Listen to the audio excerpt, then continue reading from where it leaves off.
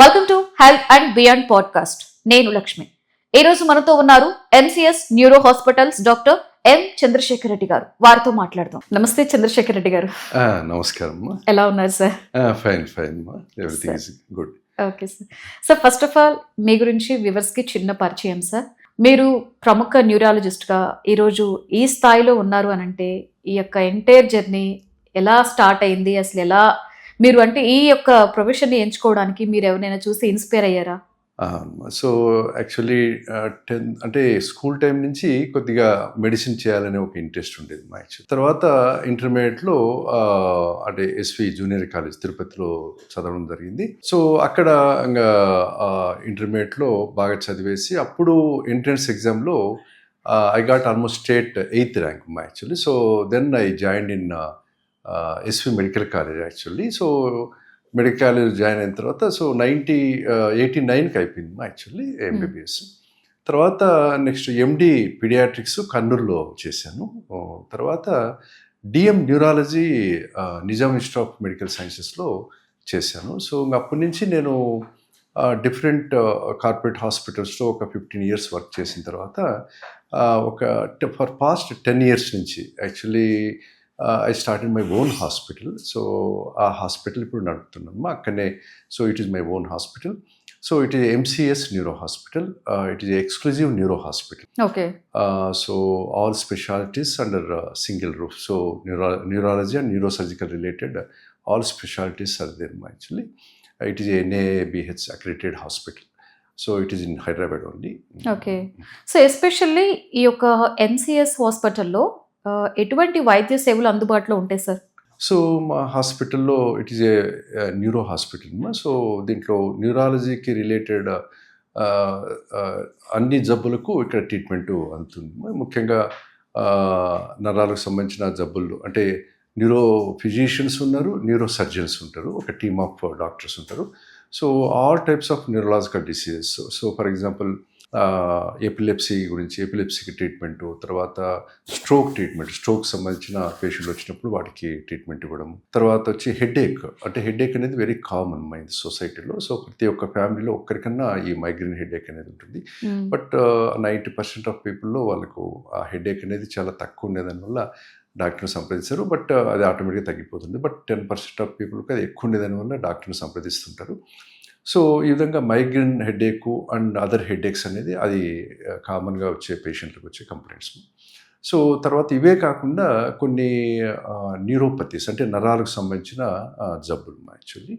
So బాడీలో ఉండే నరాలు కొన్ని కారణాల వల్ల దెబ్బతినే దానివల్ల ముఖ్యంగా ఈ డయాబెటీస్ షుగర్ ఉండే వాళ్ళకి ఎక్కువ ఈ నరాలు కొన్ని రోజులు అంటే 5 to 10 years తర్వాత నరాలు దెబ్బతినడము స్టార్ట్ అవుతుంది. సో ఆ విధంగానే కొన్ని మజిల్కు సంబంధించిన జబ్బులు అంటే మైస్థీనియా గ్రీవ్స్ అట్లా కొన్ని జబ్బులు ఉన్నాయి. అంటే మయోసైటిస్ అని, మస్కులర్ డిస్ట్రోఫీస్ అని. సో అట్లా మజిల్కు కండరాలకు సంబంధించిన జబ్బులు ఉంటాయి. అవి ఆ ట్రీట్మెంట్ జరుగుతుంటుంది. సో ఇంతే కాకుండా కొన్ని స్పైన్కు అంటే వెన్నెముకకు వచ్చే జబ్బులు సపరేట్గా కొన్ని ఉన్నాయి యాక్చువల్లీ. సో మైలైటిస్ అని, టాసస్ మైలైటిస్ అని చాలా ఉన్నాయి. సో దానివల్ల 2 కాళ్ళు పడిపోవడము, 2 కాళ్ళు వీక్ కావడం జరుగుతుంటుంది. సో పారాప్లీజియా అంటుంటారు. సో ఆ విధంగా స్పైన్కు సంబంధించిన అంటే వెన్నుపాముకు సంబంధించిన జబ్బులతో రావడం జరుగుతుంది కొందరు. ఇంతేకాకుండా కొందరు ఇంకా బ్రెయిన్కు సంబంధించిన జబ్బులు ఇంకా అది అందరికీ తెలిసింది. సో బ్రెయిన్లో రకరకాల అంటే బ్రెయిన్ ఇన్ఫెక్షన్స్, తర్వాత పెరాలిసిస్, తర్వాత ఇట్లా రకరకాల జబ్బులు వస్తుంటాయి. ఈ విధంగా ఇంతే కాకుండా ఓల్డ్ ఏజ్ డిసీజెస్ కొన్ని ఉన్నాయి యాక్చువల్లీ. ఎస్పెషల్లీ పార్కిన్సన్స్ డిసీజ్ అని, డిమెన్షియా ఇట్లా వీటితో వచ్చే వాళ్ళు కొందరు ఉంటారు. కొందరు ఇన్వాలంటరీ మూమెంట్స్ అంటే మూమెంట్ డిజార్డర్స్ అంటారు వాటిని. అంటే రకరకాల జబ్బులు వాటిలో చాలా రకాలు ఉన్నాయి యాక్చువల్లీ. సో వాటిలో చిన్న ఎగ్జాంపుల్ తీసుకోవాలంటే రైటర్స్ క్రాంప్ అని రాయలేకపోవడం, బాగా రాసే వాళ్ళు కూడా సడన్గా రాయలేకపోవడం. తర్వాత ట్విచింగ్స్, హెమీ ఫేషియల్ స్పాజమ్స్ అంటారు, ఇట్లా కొట్టుకుంటూ ఉంటారు యాక్చువల్లీ, అదొక రకం. తర్వాత కొందరికి అథెటోసిస్ అంటారు యాక్చువల్లీ, ఇట్లా మూమెంట్స్ వస్తుంటాయి యాక్చువల్లీ. సో ఇవన్నీ మూమెంట్ డిజార్డర్స్ కింద అట్లా చెప్పుకుంటూ పోతే చాలా ఉన్నాయమ్మా యాక్చువల్లీ. ఇట్లా రకరకాల జబ్బులతో హాస్పిటల్కి వస్తుంటారమ్మా. సో ఇంకా న్యూరో సర్జికల్ పార్ట్ తీసుకుంటే స్పైన్ సర్జరీస్ అంటే డిస్క్ జారిన వాళ్ళకు, అంటే డిస్క్ జారేదాని వల్ల ఏమిటంటే వాళ్ళకు ఇక్కడ నడుము కడ కానీ మెడ కడ కానీ ఆ నరము ప్రెస్ అయ్యేదాని వల్ల వాళ్ళకు మెడ నొప్పి స్లోగా భుజానికి, తర్వాత చేతికి పాకడము, తర్వాత నడుము నొప్పి కొన్ని రోజులకు కొన్ని నెలలకు కాళ్ళకు పాకడము ఇట్లా జరుగుతుంటుంది. సో వీటిని రాడిక్యులోపతీస్ అంటారు. సో వీటికి అంటే కొద్దిగా మైల్డ్ రాడిక్యులోపతీస్ ఉండే వాళ్ళకు ట్రీట్మెంట్ అంటే మెడికల్ ట్రీట్మెంట్ 90% ఆఫ్ పీపుల్కి మెడికల్ ట్రీట్మెంట్ ప్లస్ తగిన జాగ్రత్తలు తీసుకునే దానివల్ల లైఫ్ స్టైల్ మోడిఫికేషన్స్ అది తగ్గిపోతుంది. బట్ కొందరికి ఒక 10% ఆఫ్ పీపుల్కు అది డిస్క్ ఎక్కువ జారేదానివల్ల, తర్వాత సరైన జాగ్రత్తలు తీసుకోని దానివల్ల ఏమవుతుందంటే వాళ్ళకు అది పెరిగి పెరిగి నొప్పి తర్వాత మళ్ళీ తిమ్మిరి ఎక్కడము, తిమ్మిరి ఎక్కిన తర్వాత మళ్ళీ కాలు సచ్చుపడిపోవడము, తర్వాత చెప్పులు ఊడిపోవడము ఇట్లాంటివన్నీ వస్తుంటాయి. సో వాళ్ళకు కంపల్సరీగా ఆపరేషన్ అనేది డిస్కెక్టమీ, లామినెక్టమీ, ఫిక్సేషన్ అని అది న్యూరో సర్జన్స్ చేస్తుంటారు యాక్చువల్లీ మా హాస్పిటల్లో. అంతేకాకుండా ఇంకా న్యూరో సర్జన్స్ పార్ట్ తీసుకుంటే బ్రెయిన్ ట్యూమర్స్ కానీ లేకపోతే ఇటువంటివి వాళ్ళు అంటే బ్రెయిన్లో ఒకసారి ఎప్పుడన్నా హెడ్ ఇంజరీ అయ్యి బ్రెయిన్లో క్లాట్ వచ్చినప్పుడు సబ్డ్యూరల్ హెమటోమా అంటారు, ఎక్స్ట్రా డ్యూరల్ హెమటోమా, ఇవి రిమూవ్ చేయడం ఇట్లా రకరకాలుగా చెప్తుంటారు. జస్ట్ ఇది అవగాహన కోసము అందరికీ అర్థం కావాలని ఈ విధంగా మనం డిస్కస్ చేసుకోవచ్చు. ఓకే. అండ్ సార్ మనం చూసుకుంటే ఒకప్పుడు కన్నా ఇప్పుడు ఈ జనరేషన్లో ఇటువంటి ప్రాబ్లమ్స్ ఎక్కువగా ఫేస్ చేస్తూ ఉంటారు. సో మెయిన్గా ఏంటంటే వీటి మీద ఒక అవగాహన అనేది ఉండాలి. ప్రజల్లో ఆ అవగాహన ఎంతవరకు ఉందంటారు? అసలు ఎటువంటి అవగాహన ఉండాలి అంటారు సార్? అవునమ్మా, ఎందుకంటే ఈ అవగాహన అంటే హెల్త్ అవేర్నెస్ అనేది చాలా ఇంపార్టెంట్ యాక్చువల్లీ సొసైటీలో. ఎంత ఇంపార్టెంట్ అంటే యాక్చువల్లీ ఈ హెల్త్ అవేర్నెస్ కన్నా మనము క్రియేట్ చేయగలిగితే ప్రతి ఒక్కరికి అంటే మెడికల్ పీపుల్కు ఆల్రెడీ దాని గురించి తెలిసి ఉంటుంది, బట్ నాన్ మెడికల్ పీపుల్ అంటే జస్ట్ పబ్లిక్ కోసము ఈ హెల్త్ అవేర్నెస్ అనేది చాలా ఇంపార్టెంట్. సో నేను కూడా యాక్చువల్లీ హెల్త్ అవేర్నెస్ సొసైటీలో క్రియేట్ చేసేదానికోసమని for past few years I have done so many health awareness programs as well as I created almost nearly more than 300 health awareness posters that is there in the social media lo untai actually adi YouTube lo kunni untai tarvata Instagram so adi MCS under MCS neuro kinda avanni manam chuskovachu. ante gaakunda video clippings అంటే health awareness video clippings అంటే ఈ awareness అంటే ఇప్పుడు మనం ఒక meeting ఇస్తే only కొందరికీ తెలుస్తుంది. అట్లే ఇట్లా ఈ విధంగా సోషల్ మీడియాలో ఉండేదానివల్ల ప్రతి ఒక్కరికి రీచ్ అయ్యేదానికి అవకాశం ఉంటుంది. ప్రతి ఒక్కరు అది చదివేదానికి, అది అర్థం చేసుకునేదానికి. అవి ఏ విధంగా ఉంటాయంటే ఏ విధంగా నేను తయారు చేసి అంటే అవి ప్రతి ఒక్కరికి అర్థమయ్యేటట్టు ఉంటాయి యాక్చువల్లీ.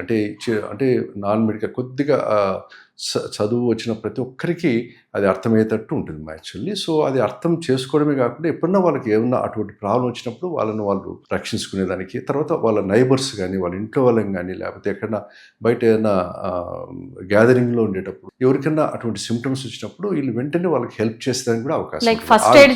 ఫస్ట్ ఎయిడ్ లాగా అది ఫస్ట్ ఎయిడ్ అనేది it is a broad term, but ఇది హెల్త్ అవేర్నెస్ అనేది వెరీ ఇంపార్టెంట్. సో వాళ్ళకే కాకుండా వేరే వాళ్ళకి కూడా హెల్ప్ చేసేదానికి అవకాశం ఉంటుందనే ఉద్దేశంతో ఈ హెల్త్ అవేర్నెస్ ప్రోగ్రామ్స్ అనేది చాలా ఇంపార్టెంట్ యాక్చువల్లీ. ఎందుకంటే ఈ విధంగా వాళ్ళకు అట్లా ఎడ్యుకేట్ చేసేదాని వల్ల మనము 90% ఆఫ్ స్ట్రోక్స్ అంటే న్యూరలాజికల్ డిజార్డర్స్ను మనము హాస్పిటల్కి పోకుండా ఇంటి వరకే అది కన్ఫైన్ చేసేసి ట్రీట్మెంట్ తీసుకొని పూర్తి రికవర్ అయ్యేదానికి అవకాశం ఉంటుంది. అంతేకాకుండా మ్యాసివ్ స్ట్రోక్స్ అంటే పెద్ద పెద్ద స్ట్రోక్స్ ఇవన్నీ మనము అవాయిడ్ చేసుకునేదానికి అవకాశం ఉంటుంది. So for example early symptoms వచ్చిన వెంటనే అంటే స్ట్రోక్ తీసుకుంటే మనకు అంటే హెల్త్ అవేర్నెస్ ప్రతి ఒక్కదానికి ఇంపార్టెంటే. దాంట్లో ముఖ్యంగా ఒక బిట్ తీసుకుంటే ఒక చిన్న ఎగ్జాంపుల్ కోసం ఇంకా స్ట్రోక్ అవేర్నెస్ ప్రోగ్రామ్స్ అని ఉన్నాయమ్మా. స్ట్రోక్ అంటే బ్రెయిన్ స్ట్రోక్స్. సో ఇది చాలా ఇంపార్టెంట్ ఎందుకంటే దిస్ ఈజ్ వరల్డ్లో second leading cause of death actually. So అందుకని ఈ అవేర్నెస్ కనుక క్రియేట్ చేస్తే 90% ఆఫ్ డెత్స్ను మనం అవాయిడ్ చేయొచ్చు అండ్ 90% ఆఫ్ మోర్టాలిటీని తగ్గించేదానికి అవకాశం ఉంటుంది యాక్చువల్లీ. దాంట్లో ముఖ్యంగా కొన్ని సైన్స్ ఉంటాయి, ఎర్లీ సైన్స్ అంటారు యాక్చువల్లీ. అది ఎవరైనా కనిపెట్టచ్చు, కాకపోతే ఆ అవగాహన ఉంటే తప్ప, అవగాహన లేకపోతే అది ఏదో లైట్గా తీసుకుంటారు. కానీ ఒకసారి అవగాహనగానే ఉంటే ప్రతి ఒక్కరికి ఆ సిమ్టమ్స్ వచ్చిన వెంటనే ఓహో ఇది స్ట్రోక్ వస్తుంది అని వెంటనే జాగ్రత్త తీసుకునే దానికి అవకాశం ఉంటుంది. వాటిలో ముఖ్యంగా ఆ సిమ్టమ్స్ ఏమిటంటే ఒక 4-5 సిమ్టమ్స్ ముఖ్యంగా మాట్లాడుతూ ఉంటారు. ఫర్ ఎగ్జాంపుల్ ఒక 45 years పర్సన్ ఏదో డిస్కస్ చేస్తుంటాడు, మాట్లాడుతుంటాడు, సడన్గా మాట తేడా రావడము, తర్వాత సడన్గా మూతి ఇట్లా వంకర పోవడము, తర్వాత సడన్గా చేయి ఎడం చేయి కానీ ఎడం కాలు కానీ ఇలాంటి కుడి చేయి కానీ కుడి కాలు తిమ్మిరెక్కడము, కొద్దిగా గ్రిప్ వీక్ కావడము, తర్వాత నడకలో కొద్దిగా తేడా రావడము, తర్వాత గిడ్డినెస్ రావడము, కళ్ళు తిరగడము, ఇవన్నీ కొన్ని సిమ్టమ్స్ ఉన్నాయి యాక్చువల్లీ. సో వీటిని స్ట్రోక్ ఎర్లీ సిమ్టమ్స్ అంటారు. ఇవి ముఖ్యంగా అంటే ఎవరికైనా రావచ్చు, బట్ ఎక్కువ బీపీ, షుగర్, తర్వాత ఎక్కువ స్మోకింగ్, ఆల్కహాల్, ఇవన్నీ వాస్కులర్ రిస్క్ ఫ్యాక్టర్స్ అంటారు actually, primary vascular risk factor. ఈ రిస్క్ ఫ్యాక్టర్స్ ఉన్న వాళ్ళకు ఇంకా ఏ ఏజ్లో అయినా కానీ వాళ్ళకి వచ్చేదానికి అవకాశం ఉంది. ఏజ్తో సంబంధం లేదు సార్ అసలు? ఇది ఇంతకుముందు యాక్చువల్ ఒక 3 decades బ్యాక్, అంటే 30 years బ్యాక్ ఎట్లుండేదంటే, మేము ఫస్ట్ స్టార్ట్ చేసినప్పుడు మా ప్రాక్టీస్ ఆల్మోస్ట్ 30 years బ్యాక్, అంటే అప్రాక్సిమేట్లీ 2001లో అయిపోయింది. అప్పుడు మొదట్లో ఎట్లుండేదంటే, ఎక్కువ ఈ స్ట్రోక్ ఉండే వాళ్ళు మోర్ దెన్ 60 years ఉండే వాళ్ళకి ఎక్కువ వచ్చేది మా అప్పుడు యాక్చువల్. అంటే వాళ్ళకి ఏజ్ వల్ల, తర్వాత వేరే కారణాల వల్ల వచ్చేది. బట్ ఇప్పుడు మాత్రము ఆల్మోస్ట్ ఫర్ పాస్ట్ 2 decades, అంటే 20 years నుంచి ఎట్లుందంటే, స్లోగా అది యంగర్ ఏజెస్ కూడా ఈ స్ట్రోక్ అనేది రావడం జరుగుతుంది. ఇప్పుడు ఆల్మోస్ట్ డిస్ట్రిబ్యూషన్ తీసుకుంటే, ఇంతకుముందు ఓల్డ్ ఏజ్ వాళ్ళకు 90 మందికి వస్తే, చిన్న వాళ్ళకు కొన్ని 10% లేదా 5% వాళ్ళకి వచ్చేది యాక్చువల్లీ. యంగ్ ఏజ్ అంటే లెస్ దెన్ 40 years వాళ్ళకి. ఇప్పుడు చూస్తే ఆల్మోస్ట్ యంగ్ ఏజ్ వాళ్ళకు, ఓల్డ్ ఏజ్ వాళ్ళకు ఈక్వల్గా వస్తున్నాయి. హాస్పిటల్ చూసుకుంటే యూత్ లో కూడా సడన్ గా స్ట్రోక్స్ వచ్చేసి చనిపోయిన సిచ్యువేషన్, యూత్ లో ఆల్మోస్ట్ 20 years లో, 30 years లో, 40 years లో ఇవన్నీ వస్తున్నాం. ఎందుకంటే ఇవన్నీ ఈ 20 years లో మరి రాను అవి పెరుగుతూ పోతున్నాయి. రీజన్ ఏంటంటారు సార్? అదే ఇవి చూస్తే ఇప్పుడు ఇంకా చిన్న ఒకటి జస్ట్ ఇది చెప్పాలనుకుంటే, ముఖ్యంగా ఇంతకుముందు పెద్దవాళ్ళు హాస్పిటల్లో ఐసీయూలో తీసుకుంటే 10 మంది ఐసీయూలో ఉంటే 9 మంది ఓల్డ్ పీపుల్, ఒక్కరు చిన్నవాళ్ళు ఉండేవాళ్ళు యాక్చువల్లీ.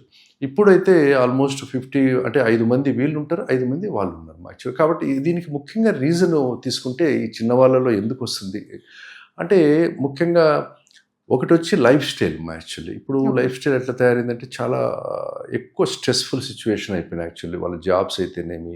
సో ఆ లైఫ్ స్టైల్ మాడిఫికేషన్ అనేది చాలా ఇంపార్టెంట్. ఈ హెల్త్ ఎడ్యుకేషన్లో ముఖ్యంగా దానిపైన ఎక్కువ స్ట్రెస్ పెడుతుంటాము. సో వర్క్ను ఏ విధంగా ప్లాన్ చేసుకోవాలి, లైఫ్ను ఏ విధంగా ప్లాన్ చేసుకోవాలి, లైఫ్ వర్క్ బ్యాలెన్స్ ఏ విధంగా తీసుకోవాలి, అది నెంబర్ 1 యాక్చువల్లీ లైఫ్ స్టైల్ అనేది. సో లైఫ్ స్టైల్లోనే ఇవన్నీ వస్తాయమ్మా. సో మార్నింగ్ మినిమం ఎక్సర్సైజ్ చేయడం, అట్లీస్ట్ ఒక 20 minutes ఎక్సర్సైజ్ మార్నింగ్, తర్వాత బ్యాలెన్స్డ్ ఫుడ్ అనేది కూడా వీలైనంత వరకు అన్ని రకాల ఫుడ్స్, బ్యాలెన్స్డ్ ఫుడ్ తీసుకునే దానివల్ల. ఇంకొకటి వచ్చి రెగ్యులర్ ఫుడ్ హ్యాబిట్స్, అంటే ఒకరోజు ఒక పూట తినడం, ఒక పూట అట్లా కాకుండా రెగ్యులర్ ఫుడ్ హ్యాబిట్స్. ఇంకా థర్డ్ మోస్ట్ ఇంపార్టెంట్ ఏమిటంటే, ఒకటి వచ్చి ఎక్సర్సైజ్ చెప్పాము, ఒకటి ఫుడ్ చెప్పాము. ఇంకా అనదర్ ఇంపార్టెంట్ ఏమిటంటే sleep also very important actually. Sleep ఎంత ఇంపార్టెంట్ అంటే, మినిమం అట్లీస్ట్ ఒక 6 hours అన్నా 7 hours అన్నా ఆ స్లీప్ కేటాయించిన టైం దానికే ఉండాలి. మనం ఆ టైంలో వేరేది చేసుకోవడము, లేకపోతే వర్క్ చేసుకోవడము, లేకపోతే ఇంకోటి చేసుకోవడం అట్లా చేయకూడదు. ఎప్పుడన్నా ఒకరోజు అకేషనల్గా ఏదైనా ఫంక్షను, లేకపోతే ఇంకోటి ఉండేటప్పుడు అట్లా చేసినా ఇబ్బంది లేదు. కానీ బట్ వీలైనంత వరకు ఆ స్లీప్ టైం అనేది ఒక 6 to 7 hours regular sleep habits maintain చేయగలిగితే ఆల్మోస్ట్ 90% ఆఫ్ ఈ జబ్బులు, అంటే ఈ న్యూరలాజికల్ జబ్బులే కాకుండా హార్ట్కు సంబంధించినవి, తర్వాత ఇంకా అన్ని లంగ్స్కు సంబంధించినవి, తర్వాత ఈ గ్యాస్కు సంబంధించినవి, గ్యాస్ట్రోఇంటెస్టినల్ డిజార్డర్స్, అట్లా కిడ్నీకి ఇట్లా ప్రతి ఒక్కదానికి మనము ఇది జాగ్రత్త అనేది బాడీలో ప్రతి ఒక్క భాగానికి ఈ జాగ్రత్తలు చాలా ఉపయోగపడతాయి. ఓకే. అయితే సార్, ఈ మధ్య మీరు అన్నట్లుగా ఏజ్తో సంబంధం లేకుండా స్ట్రోక్స్ రావడం అనేది మనం గమనిస్తూనే ఉన్నాం. అసలు ఈ స్ట్రోక్స్ వచ్చినప్పుడు ఫస్ట్ 3-4 hours కూడా చాలా క్రూషియల్ అని అంటూ ఉంటారు. అసలు అప్పుడు ఫ్యామిలీ మెంబర్స్ ఏం చేయాలంటారు? చాలా టెన్స్లో ఉండుంటారు, అండ్ ఫస్ట్గా వాళ్ళు టెన్షన్ పడకుండా ఏం చేస్తే బాగుంటుంది? Very good question. యాక్చువల్లీ ఇప్పుడు స్ట్రోక్ వచ్చిన, ఎందుకంటే అన్నిటికంటే మోస్ట్ ఇంపార్టెంట్ డిసీజ్ వచ్చి స్ట్రోక్. ఎందుకంటే దాంట్లో మనము time is brain and time is life అంటారు యాక్చువల్లీ. సో ఆ టైంలో ట్రీట్మెంట్ ఇస్తే 100కి 100 మంది రికవర్ అవుతారు. ఆ టైంలో ట్రీట్మెంట్ ఇవ్వకపోతే డివాస్టేటింగ్ రిజల్ట్స్ యాక్చువల్లీ ఎట్లుంటాయంటే, ఇంకా అది మ్యాసివ్ స్ట్రోక్లోకి వెళ్ళిపోయేసి అది ఎయిదర్ డెత్ ఆర్ ఇంకా బెడ్ రిడెన్ స్టేటస్కి వెళ్ళేదానికి అవకాశాలు ఎక్కువ ఉంటాయి. అందుకని ఆ టైం అనేది very important actually. First 1 hour is most important, second hour is second most important, third hour is third most important. So first 3 hours అనేది very very important. So first వాళ్ళు డిటెక్ట్ చేసిన వెంటనే, ఫర్ ఎగ్జాంపుల్ ఇంట్లో కానీ బయట కానీ ఎవరైనా ఆ స్ట్రోక్ లక్షణాలు నేను ఇంతకుముందు చెప్పినట్టు స్ట్రోక్ సంబంధించిన బ్రెయిన్ స్ట్రోక్ సంబంధించిన లక్షణాలు కొన్ని, అంటే వార్నింగ్ సైన్స్ కొన్ని మనం చెప్పుకున్నాం కదా. ఆ వార్నింగ్ సైన్స్ వచ్చిన వెంటనే మాట తడబడ్డం కానీ, మూతి వంకరపోవడం కానీ, నడకలో తేడాలు వచ్చి వెంటనే మనము ఇంకా స్ట్రోక్ వస్తుందేమో, అది అవునా కాకపోయినా కానీ మనం వెంటనే అది ఇంకా స్ట్రోక్ 99% అది స్ట్రోక్ సింప్టమ్స్ కాబట్టి వెంటనే దగ్గరుండే ఏదైనా మెడికల్ షాప్ ఉంటే వెంటనే అది ఎకోస్ప్రిన్ ఒక ట్యాబ్లెట్, అది యూనివర్సల్గా ప్రతి చోట దొరుకుతుంది. ఈవెన్ చిన్న ఊర్లలో, విలేజ్లలో కూడా ఆ ఎకోస్ప్రిన్ అనే ట్యాబ్లెట్ ఒక 2 ట్యాబ్లెట్స్ 150 milligrams వెంటనే వేసేసి ఒక 2 to 3 glasses ఆఫ్ వాటర్ తాపించేసి తర్వాత దగ్గరుండే డాక్టర్ దగ్గరుండే న్యూరో ఫిజిషియన్ దగ్గరుండే హాస్పిటల్కి తీసుకెళ్తే ఇంకా అప్పటికల్లా, ఎందుకంటే ఆ క్రూషియల్ టైం అనేది ఇంపార్టెంట్. ఇంకా తర్వాత కొద్దిగా లేట్ అయినా కానీ వాళ్ళు ట్రీట్మెంట్ ఇవ్వడంలో లేట్ అయినా, లేకపోతే ఇంకో కనుక్కోవడం లేట్ అయినా డాక్టర్, సో అప్పుడు మనకు ఇబ్బంది లేకుండా అది ప్రొటెక్ట్ చేస్తుంటుంది. దీనివల్ల చాలా స్ట్రోక్స్ ఫర్దర్ ప్రోగ్రెస్ కాకుండా అలా ఆగిపోయేదానికి, అంటే పూర్తిగా రికవర్ అయ్యేదానికి కూడా అవకాశాలు ఉంటాయి యాక్చువల్లీ. కాబట్టి ఈ విధంగా ఒకసారి హాస్పిటల్కి పోయిన తర్వాత ఆ ఫస్ట్ 4.5 hours అయితే ఒక మెడిసిన్ ఇస్తారు యాక్చువల్లీ. ఆల్ న్యూరో హాస్పిటల్స్లో ఆర్ జనరల్ హాస్పిటల్స్లో దాన్ని టీపీఏ అంటారు యాక్చువల్లీ. సో ఈ టీపీఏ అనేది ఫర్ పాస్ట్ 20 to 30 years నుంచి ఉంది యాక్చువల్లీ అవైలబిలిటీలో మార్కెట్లో. బట్ ఈ టీపీ అనేది even though it is not a miracle drug, but ఆ టీపీ అనేది చాలామందికి, అంటే ఆ ఎర్లీ స్టేజెస్లో, అంటే 4.5 hours లోపలగా ఇవ్వగలిగితే చాలామందికి ఆ స్ట్రోక్ పెరగకుండా ఉండేదానికి అది ప్రివెంట్ చేస్తుంది యాక్చువల్లీ. దాన్ని టీపీ అంటారు, టిష్యూ ప్లాస్మినోజన్ యాక్టివేటర్ అంటారు. సో అటువంటి మందు ఇచ్చేదానికి తర్వాత బేసిక్గా స్ట్రోక్ ట్రీట్మెంట్ అనేది నాట్ ఓన్లీ ఈ ఒక్క మందు అని కాకుండా జనరల్ ఆ స్ట్రోక్ ప్రోటోకాల్స్ ఉంటాయేమో దాని ప్రకారం వాళ్ళు మెడిసిన్స్ ఇచ్చేదానివల్ల ఆల్మోస్ట్ మనము చాలామందిని మనం రక్షించుకునేదానికి, పూర్తిగా రికవర్ అయ్యేదానికి అవకాశం ఉంటుంది. That is the importance of that first few hours actually. Okay. అయితే సార్, ఈ పాస్ట్ 10 yearsలో ఈ వైద్య రంగం అనేది చాలా బిగ్గెస్ట్ అచీవ్మెంట్స్ని చేసింది. సో ఇవన్నీ కూడా ఇప్పుడున్నటువంటి ప్రజలకు ఏ విధంగా ఉపయోగపడుతున్నాయి అంటారు? సో బేసికల్లీ వైద్య రంగంలో ఈ ప్రోగ్రెషన్ అనేది, గ్రోత్ అనేది అన్లైక్ అదర్ ఫీల్డ్స్ కంటే కూడా ఇక్కడ కొద్దిగా స్లో అండ్ స్టడీగా ఉంటుంది యాక్చువల్లీ. ఈ మెడికల్ అండ్ హెల్త్ సైన్స్ అనేది very slow and study. That is a very healthy and natural progression actually. So ఇక్కడ ఏమవుతుందంటే ఇది over the period of time స్లోగా గ్రోత్ జరుగుతూ ఉంటుంది. బట్ ఎప్పటికప్పుడు అదే అప్డేట్స్, అంటే కొన్ని కొత్త డ్రగ్స్ రావడము, సో దానివల్ల ట్రీట్మెంట్లు మారిపోవడము జరుగుతుంది. దాంట్లో ముఖ్యంగా ఏమిటంటే ఈ మధ్య కాలంలో వచ్చిన కొన్ని కొత్త మందులు అనుకుంటే ఐవి ఇమ్యునోగ్లోబులిన్స్ అని వచ్చాయి యాక్చువల్లీ. అంటే మామూలుగా ఇంతకుముందు మెడిసిన్స్ ఎన్నో ఉన్నాయి యాక్చువల్లీ ప్రతి ఒక్క జబ్బులకు, బట్ కొన్ని దేనికి నయం కాని జబ్బులకు ఐవి ఇమ్యునోగ్లోబులిన్స్ అని వచ్చాయి. అవి almost for past 10 years 15 years ఉన్నాయి. బట్ అవి మంచి రిజల్ట్స్ కూడా కొన్ని జబ్బులు ఉంటాయి యాక్చువల్లీ. ఇప్పుడు జీబీఎస్ అని ఒక జబ్బు ఉంది, మైస్థీనియా క్రైసిస్ అంటారు. సో అటువంటి కొన్ని, ఇంతేకాకుండా కొన్ని వేరే భాగాలకు వచ్చే జబ్బులు కూడా, ఇప్పుడు కిడ్నీకి సంబంధించిన జబ్బులు, లంగ్స్ వచ్చిన జబ్బుల్లో కూడా ఈ ఐవి ఇమ్యునోగ్లోబులిన్స్ ఒక్కోసారి ఇంకా దేనికి ట్రీట్మెంట్ నయం కాకపోతే ఆ ఐవి ఇమ్యునోగ్లోబులిన్స్ అనేది ఇచ్చేదానికి అవకాశం ఉంది, ఇమ్యునోగ్లోబులిన్స్. సో సెకండ్ వచ్చి ఈ మధ్య కాలంలో ఫర్ పాస్ట్ 5 years నుంచి మోనోక్లోనల్ యాంటీబాడీస్ అంటారు, మ్యాప్స్ అంటారు. సో ఇవి చాలా వస్తున్నాయి, ఎవ్రీ టైం అప్డేట్ అవుతూ కొత్త డ్రగ్స్ వస్తున్నాయి. ఇవి ఎస్పెషలీ మొన్న కోవిడ్ వచ్చినప్పుడు ఆ టైంలో ఎక్కువ యూసేజ్ జరగడం జరిగింది. బట్ ఇది చాలా జబ్బులకు, ఎస్పెషలీ ఇప్పుడు కొత్త జబ్బులు వస్తున్నాయి. అంటే కొత్త జబ్బులు అంటే ట్రెడిషనల్గా వచ్చే జబ్బులు కాకుండా, ఇప్పుడు మనం ఇంతకుముందు చెప్పుకునే స్ట్రోకు, హెడేక్స్, తర్వాత ఎపిలెప్సీ, ఫిట్స్, ఇవే కాకుండా కొన్ని వచ్చాయి ఈ మధ్య ఆటో ఇమ్యూన్ డిసీజెస్ అని. ఆటో ఇమ్యూన్ డిసీజెస్ అంటే మన బాడీలో ఉండే కొన్ని రక్త కణాలు ఉంటాయి యాక్చువల్లీ, వైట్ బ్లడ్ సెల్స్ అంటారు, యాంటీబాడీస్ అంటారు. ఈ యాంటీబాడీస్ యాక్చువల్లీ మనల్ని ప్రొటెక్ట్ చేస్తుంటుంది యాక్చువల్లీ.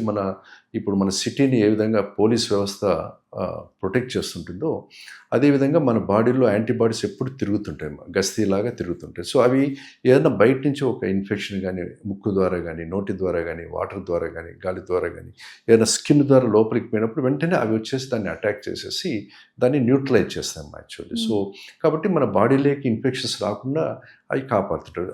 అవి ఏమైతే అంటే కొన్ని కారణాల వల్ల, అంటే మోస్ట్ ప్రాబ్లీ ఈ ఫాస్ట్ 5 years నుంచి, అంతకుముందు లేవు ఇవి.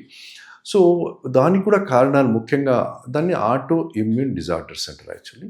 దాంట్లో ముఖ్యమైనది ఏమంటే ఆటో ఇమ్యూన్ ఎన్కెఫలైటిస్ అని ఈ మధ్యకాలంలో అది చాలా ఎక్కువ మందికి వస్తుంది. ఆటో ఇమ్యూన్ ఎన్కెఫలైటిస్ అంటే ఈ మన బాడీలో ఉండే ఆటో ఇమ్యూన్ యాంటీబాడీస్ మన బాడీనే అది అటాక్ చేస్తుంది యాక్చువల్లీ. ఒక బాడీ పార్ట్ను సెలెక్ట్ చేసుకుంటుంది, దాన్ని డ్యామేజ్ చేస్తుంది యాక్చువల్లీ.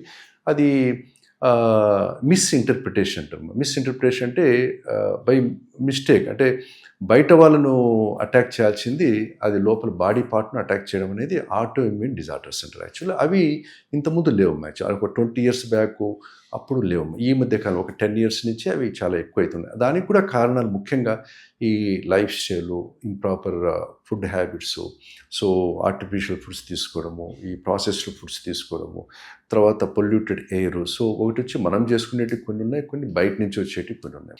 సో బయట నుంచి వచ్చేటంటే మనకు తెలియకుండా pollution, so lot of pollution. So అందుకని ఇప్పుడు రాను రాను స్లోగా వరల్డ్ అంతా మారుతుంది యాక్చువల్లీ. ప్రతి ఒక్కరూ నేచర్ను ప్రొటెక్ట్ చేయాలని, అంటే రకరకాలుగా ప్రతి ఒక్కరూ వాళ్ళకి తోచింది వాళ్ళ శక్తి వంచన లేకుండా అవేర్నెస్ క్రియేట్ చేయడమే కాకుండా చేసేదానికి కూడా ప్రయత్నం చేస్తున్నారు కొందరు. అంటే చాలా చూస్తున్నాం ఈ మధ్య కాలంలో పొల్యూషన్ ఎట్లా తగ్గియాలి, ఏ విధంగా చేయాలనే దానికి కూడా ఆల్మోస్ట్ ఈ మధ్య కాలంలో మీరు చూసింటారు పొల్యూషన్ కూడా ఒక 2 yearsకు ఇప్పుడు ఈ ఇయర్కు తగ్గిందని వచ్చింది యాక్చువల్లీ. కొద్దిగా ఇండియాలోనే కాదు, అన్ని వరల్డ్లో అన్ని చోట్ల తగ్గిందని. సో కాబట్టి ఇంకా రాను మనము ఈ జాగ్రత్తలు తీసుకొని, ఒకటి వచ్చి మనము నేచర్ను ప్రొటెక్ట్ చేయడము, ఒకటి వచ్చి మనమును ప్రొటెక్ట్ చేయడం. సో ఈ రెండు ఇంపార్టెంట్ అన్నమాట. సో లైఫ్ స్టైల్ మాడిఫై చేసుకుంటూ, బయట అవుట్ సైడ్ పొల్యూషన్ తగ్గించుకుంటూ, నేచర్ని ప్రొటెక్ట్ చేసుకుంటే హెల్త్ హజార్డ్స్ అనేది రాకుండా ఉండేదానికి అవకాశం ఉంది.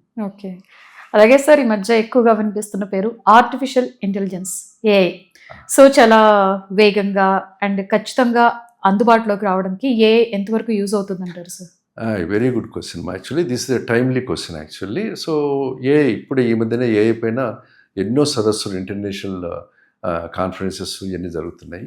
సో దీంట్లో ముఖ్యంగా influence of AI in different fields అవి చెప్పుకుంటూ పోతే, ఇప్పుడు మెడికల్ ఫీల్డ్ నేను ఇంతకుముందు చెప్పినట్టు it is a slow growing field actually. So అది న్యాచురల్ గ్రోత్ యాక్చువల్లీ. దాన్ని మనము కంప్రెస్ చేసేదానికి చాలా very difficult actually. So maybe కొద్ది వరకు మనము షార్టెన్ చేయొచ్చు, కానీ we cannot compress more than to some extent actually.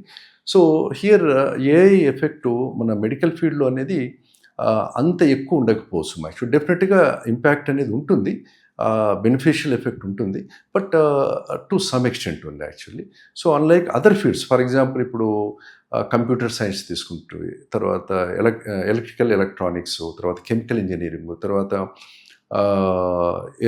Aerospace and aeronautical engineerings, తర్వాత ఎన్నో అటువంటి ఫీల్డ్స్ ఎన్నో ఉన్నాయమ్మా. సో వాటిలో డెవలప్మెంట్ అనేది చాలా ఫాస్ట్గా జరుగుతుంది. Every day there is some development. అటువంటి చోట్ల ఈ ఏఐ ఇన్ఫ్లుయెన్స్ అనేది చాలా ఎక్కువ ఉంటుంది యాక్చువల్లీ. బట్ ఈ మెడికల్ ఫీల్డ్ అనేది it is a very slow growing field and very healthy growing field actually. So అక్కడ మనము దాని ఇన్ఫ్లుయెన్స్ అనేది ఉంటుంది కొన్ని చోట్ల, ఎస్పెషల్లీ ఈ డేటా కలెక్షను, తర్వాత హాస్పిటల్ పేషెంట్స్ డేటా కలెక్ట్ చేసుకోవడము, దాన్ని అనలైజ్ చేయడం, అటువంటి వాటిలో చాలా ఉపయోగపడుతుంది. సో ఈ artificial AI influence on medical and హెల్త్ను మనము యాక్చువల్లీ పూర్తిగా డిస్కస్ చేసుకోవాలంటే డీటెయిల్గా ఒక 5 headings కింద మనం డిస్కస్ చేసుకోవచ్చు యాక్చువల్లీ.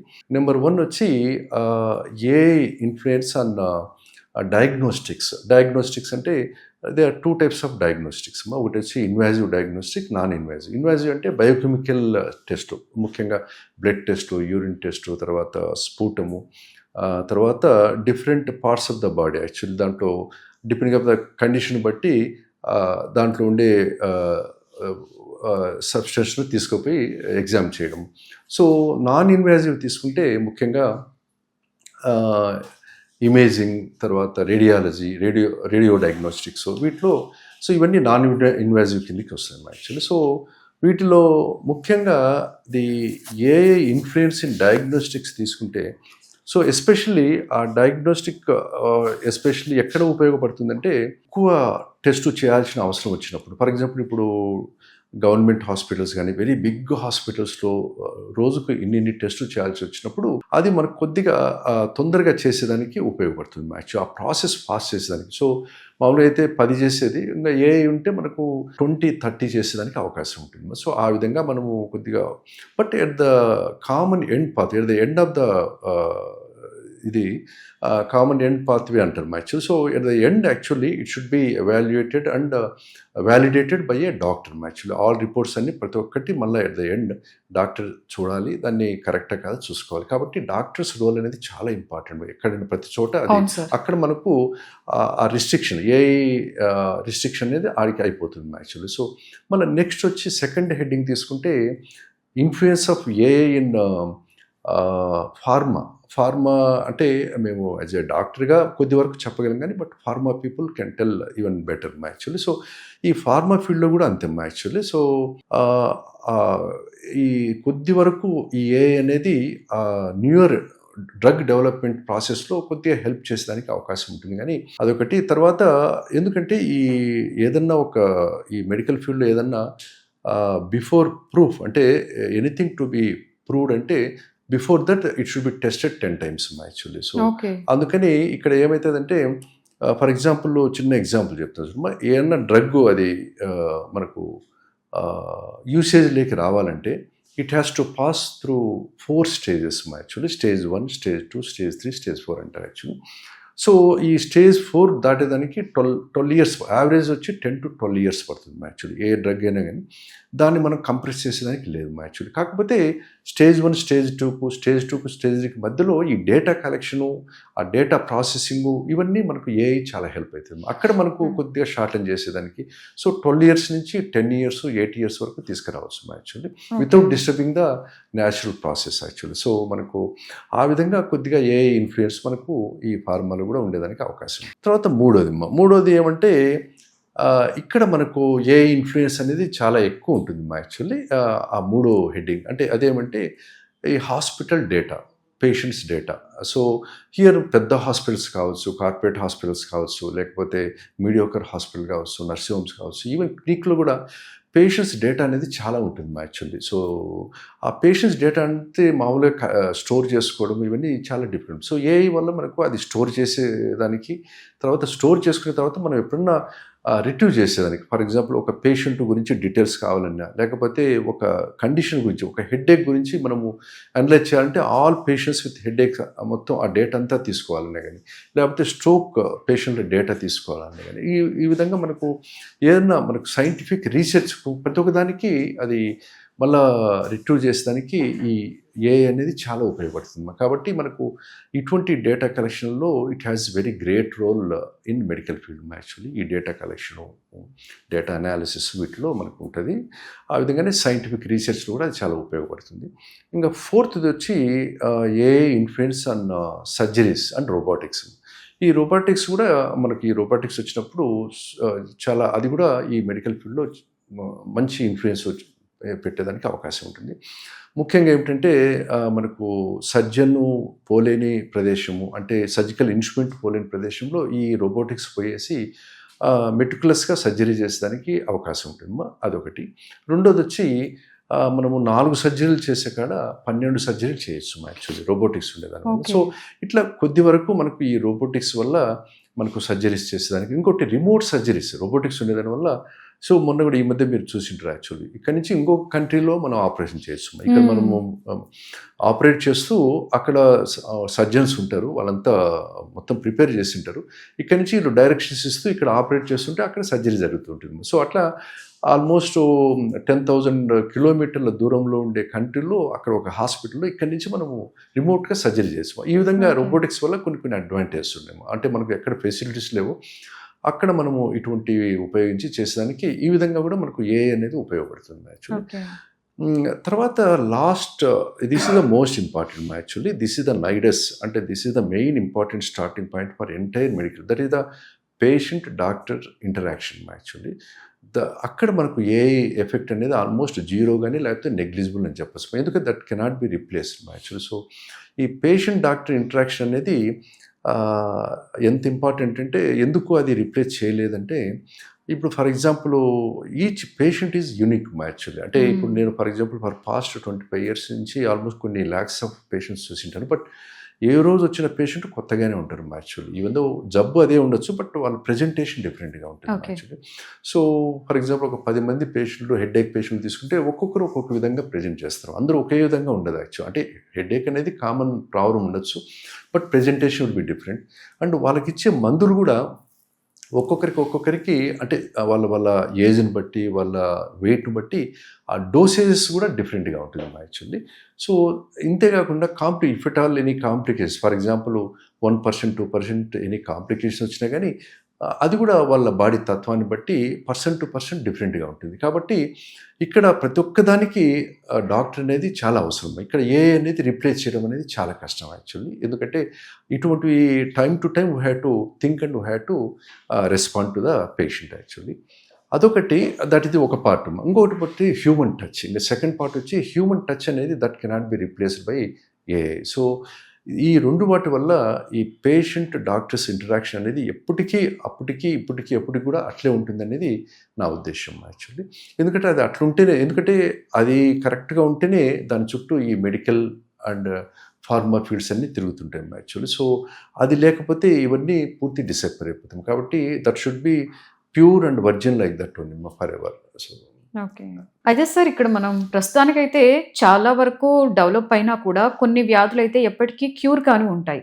సో ఇటువంటి వ్యాధులకి ఫ్యూచర్లో ఈ ఏఐ అండ్ బయోటెక్నాలజీ కలిసి క్యూర్ చేసేటువంటి ఛాన్సెస్ ఉంటాయంటారా? అవునమ్మా. ఇప్పుడు డెడెడ్ డిసీజెస్ అంటే దానికి చాలా అంటే ప్రతి ఒక్క భాగానికి సంబంధించిన కొన్ని డిసీజెస్ అది ఒక 5% ఆఫ్ డిసీజెస్ ఉంటాయమ్మా. అవి ఇప్పటి వరకు అందుబాటులో ఉండే మెడిసిన్స్ కానీ అవి కరెక్ట్ ట్రీట్మెంట్ ఇవ్వలేని పరిస్థితిలో ఉంటాయి యాక్చువల్లీ. సో వాటికి కూడా ఫ్యూచర్లో మేబీ ఇంకొక 5 years to 6 yearsలో కొన్ని వస్తున్నాయి యాక్చువల్లీ. వాటిలో ముఖ్యంగా ఏమంటే జీన్ థెరపీ యాక్చువల్లీ,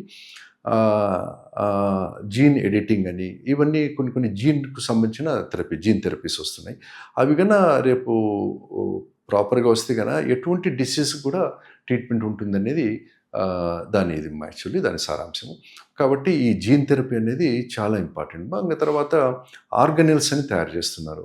అది ల్యాబ్లో తయారు చేస్తారు. ఆర్గనెల్స్ అంటే ఏం లేదు, అది స్టెమ్ సెల్. అంటే ఒక సెల్ తీసుకుని బాడీలో అది స్టెమ్ సెల్ లాగే దాన్ని డివైడ్ చేసుకుంటూ పోతారంటే నార్మల్ సెల్ తీసుకుంటాము, దాన్ని అట్లే బ్యాక్ వెళ్ళిపోతే స్టెమ్ సెల్లోకి వెళ్ళిపోతుంది. స్టెమ్ సెల్ అంటే ఆ స్టెమ్ సెల్ నుంచి ఏ సెల్ అయినా తయారు చేయొచ్చు యాక్చువల్లీ. సో ఆ స్టెమ్ సెల్ నుంచి ఆర్టిఫిషియల్గా లివర్ తయారు చేయొచ్చు. ఆ స్టెమ్ సెల్ నుంచి హార్ట్ ఆర్టిఫిషియల్గా తయారు చేయొచ్చు. ఆ స్టెమ్ సెల్ నుంచి కిడ్నీ యాజ్ ఇట్ ఈస్గా తయారు చేయొచ్చు. సో ఈ విధంగా ఆర్గనెల్స్ అంటారు. So lab made organs actually. So just human అది ఇంకా చేస్తున్నారు యాక్చువల్లీ. మోస్ట్ ఆఫ్ అది కూడా ప్యారల్గా జరుగుతూనే ఉంది యాక్చువల్లీ. ఒక పక్క ఏఐ ప్యారల్గా పోతుంది, ఒక పక్క జీన్ థెరపీ ప్యారల్గా పోతుంది, ఒక పక్క ఆర్గనెల్స్ ఈ విధంగా పోతుంది. డోనర్ అవసరం లేదంటారు స్పెషల్. ఇంకా రాను ఫ్యూచర్లో డోనర్స్ లేకుండా ఈ ఆర్గనెల్స్ మనం పెట్టేదానికి కూడా వాళ్ళు చేస్తున్నారమ్మా.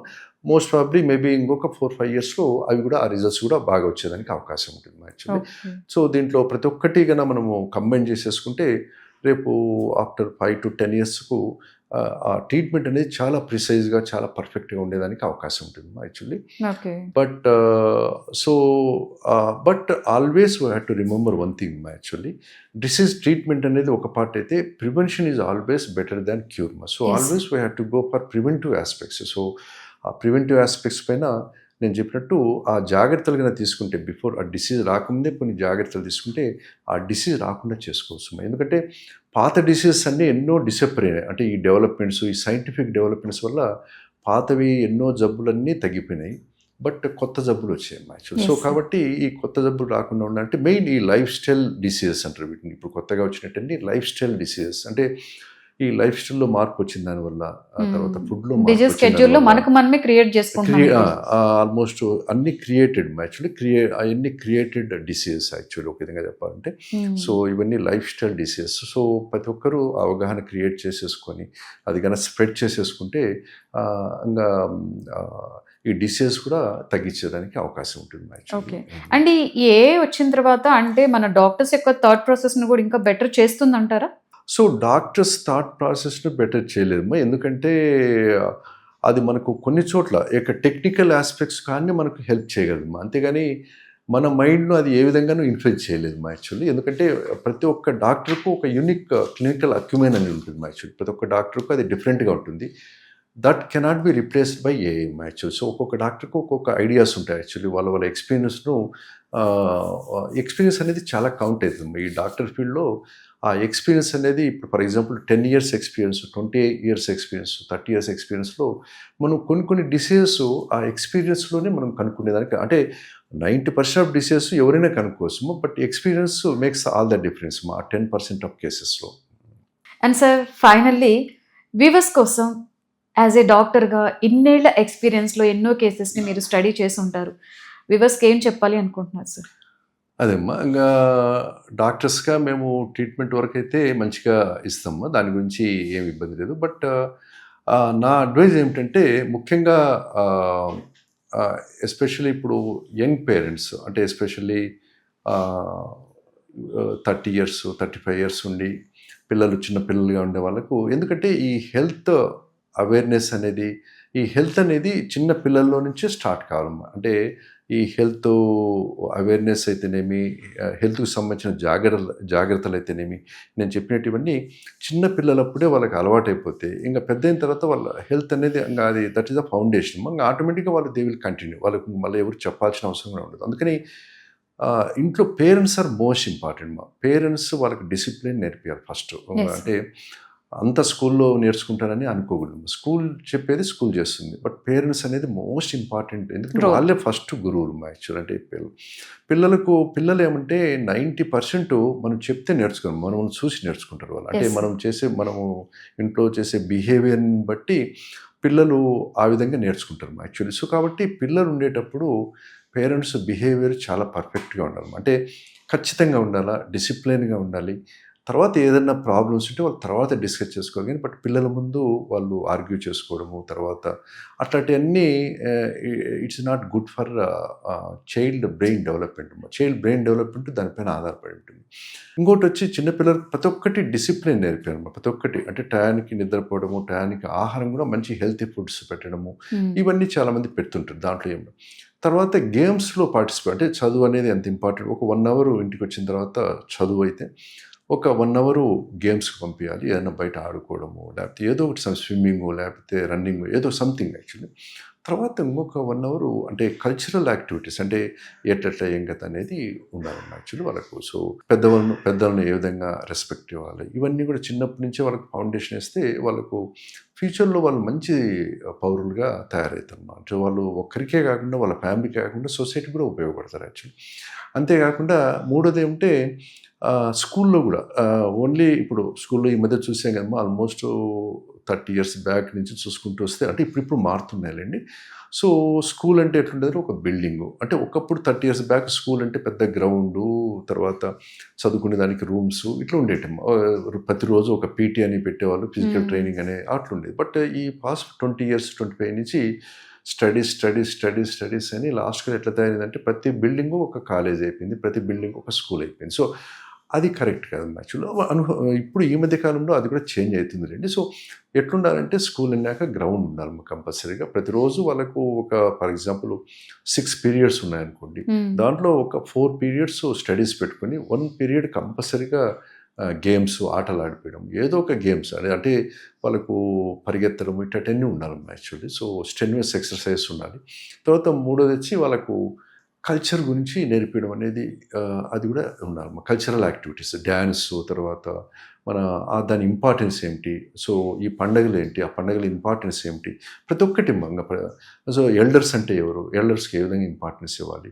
సో చిన్నప్పటి నుంచే వాళ్ళు గర్ల్స్కు లేడీస్కి ఏ విధంగా ఇంపార్టెన్స్ ఇవ్వాలి, ఎటువంటి ఇంపార్టెన్స్ ఇవ్వాలి, అంటే వాళ్ళ వాల్యూ ఏంది, ఇవన్నీ కూడా వాల్యూస్ చిన్నప్పుడే పిల్లలకు నేర్పిస్తే పెద్ద అయిన తర్వాత ఇంకా వాళ్ళు చాలా స్ట్రాంగ్గా తయారవుతారు. యాక్చువల్లీ మంచి సొసైటీని క్రియేట్ చేస్తారు. సో వాళ్ళ చుట్టుపక్కల ఉండే సొసైటీనే కాకుండా కంట్రీని, తర్వాత వరల్డ్ని కూడా మార్చేదానికి అవకాశం ఉంటుంది. So this is my advice actually. Right. Thank you sir. Thank you so much sir.